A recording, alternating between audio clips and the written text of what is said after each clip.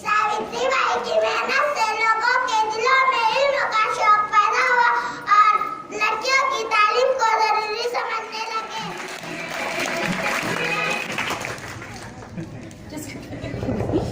सावित्रीबाई ने यतीम बच्चों के लिए कौन सा आश्रम कायम किया?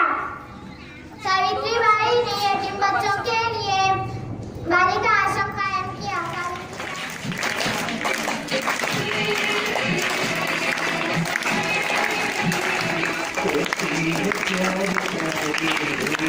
जगह हमारी